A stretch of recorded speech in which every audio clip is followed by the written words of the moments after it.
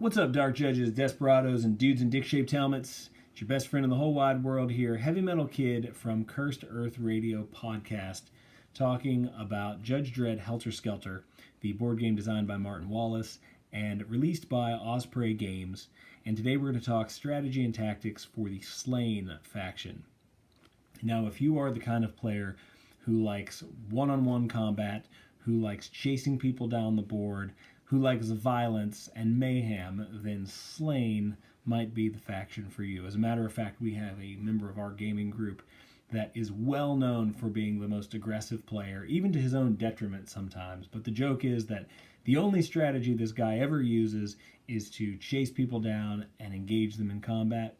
Well, of course, when we played Judge Dredd Helter Skelter, Slaine was the faction he chose, and it worked fairly well for him. So if that is your play style, if you like being a giant, terrifying warp spasm monster and having people run away from you, then you'll probably enjoy Slaine. Slaine has a lot of great benefits, one of them being that this team doesn't require a whole lot of support of one another. So if you like the idea of just sort of taking your four individual figures and running down the board, or kind of going and doing your own thing with each figure without a whole lot of interplay, then you will enjoy Slaine. And I found this faction to be the most straightforward when it comes to that. You know, all I have to worry about is each individual character and what their goal is, apart from, trying to maybe use the single healer that you have if you get into a situation where you can, but it was more of an opportunistic thing rather than some strategy I had to plan out. So take a look at the Slaine faction card here. You'll notice that, of course, you only have 4 figures. They make up for it because later on in the game, Slaine will turn into Warp Spasm Slaine and becomes a terrifying monster to be reckoned with. But take a look at that black column there. And like I said before, the total card number, you should also look at that as your amount of move options. So 19 on 2 figures, 21 on 2 figures means you can get across the board really quickly. And you're going to need that because look at the blue column. That's your long-range attacks. Only one character has any sort of long-range attack, and it's a total of 6. So this faction functions best when they are in close combat, and you may need to achieve that by running across the board. There are other ways to achieve that, and we're going to talk about that here in just a second, but they're very well prepared for this up close and personal strategy. Take a look at the green column. Everybody has some sort of defense, and as a matter of fact, you have a pretty high number of defensive cards, including those open cards.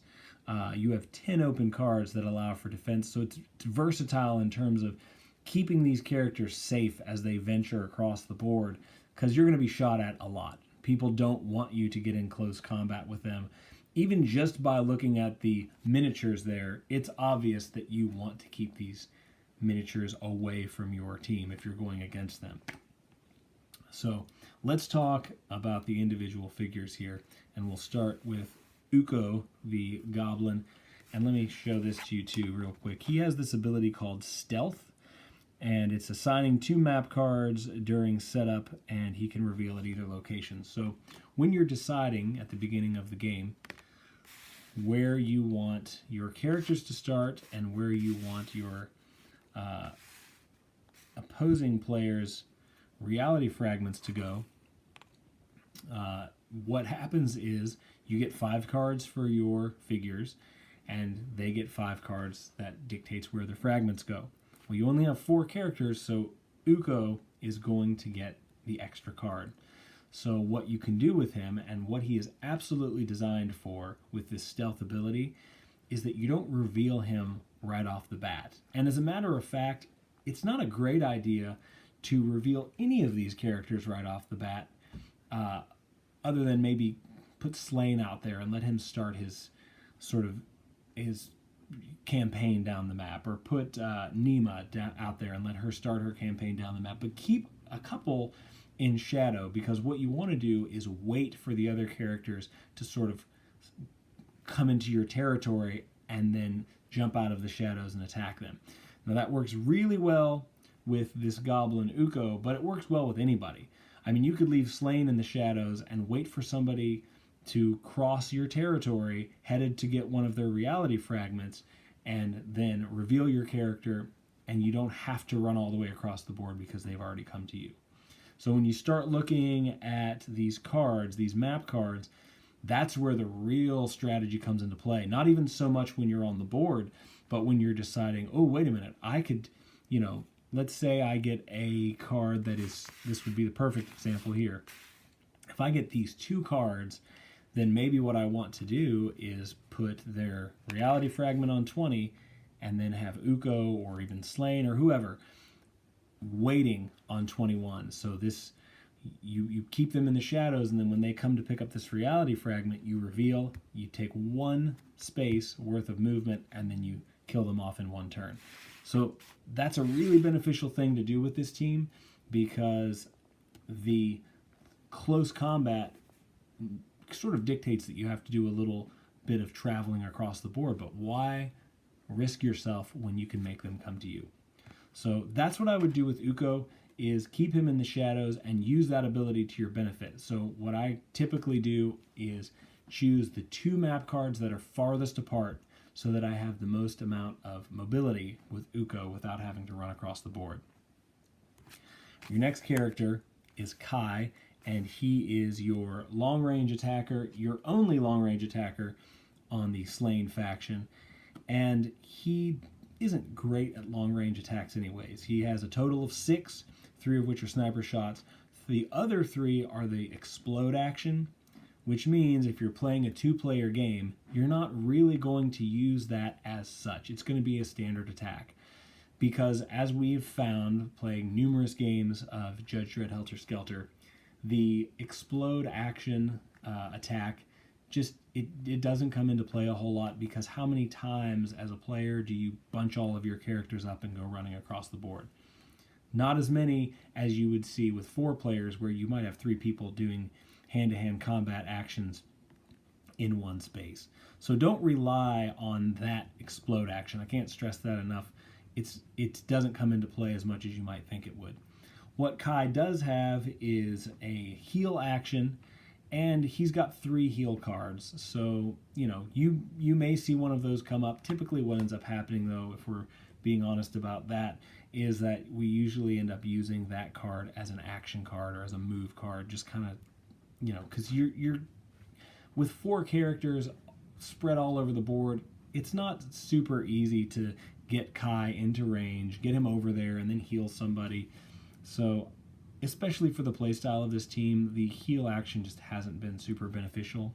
So you can use it if you're there, like an opportune time, but it's not likely that that's going to be your main thing. And also keep in mind that he's only got 3 hit points, so sending him running all over the board to heal somebody, people are going to see that coming, and you're probably going to get taken out. He's your weakest character. He's not as weak as someone like the Gronk by any means, but he is your weakest character. All right. Then we have this character, Neama. I'm sure I'm pronouncing that wrong, but there she is, and she is no slouch at all in this game. As a matter of fact, she's one of the quickest movers that you have. She has 21 cards total. She has 5 standard hand-to-hand attacks and 2 bash attacks. So, yeah, she's not bad. She's a good number of defensive cards, 6 total. And that's it. She's pretty much straightforward. She's a quick mover. She can pick up reality fragments if she needs to, but you can also get her into close combat and take someone out pretty easily. Because, keep in mind, you have 6 open cards with the Slaine faction. So if you combine all of her cards plus the 6 open cards, you're going to have a total of 13 attack cards that you can use with her. So that's pretty awesome. Real straightforward. Put her on the board, let her do some damage, no problem. And last but not least, of course, we have Slaine McRoth. And Slaine's special ability is the Warp Spasm ability. And you can see there, for each damage Slaine deals, place a Warp Cube on the card. And if the Warp Cube number is greater than the remaining health, you replace Slaine McRoth with Warp Spasm Slaine, and immediately everybody runs away. So the interesting element with this is as people are attacking Slaine, they're also getting more and more nervous because they know that the more damage they do to Slaine, the closer he gets to warping out. And everybody wants to avoid that because when Slaine warps out, all of his standard hits, all of his standard close combat attacks become bash attacks, which means now everything does 2 damage instead of 1. And there's the warp spasm tokens for Slaine there too. And what that's called when he finally warps out is called Berserk. And basically it changes everything from standard attacks to the bash attacks.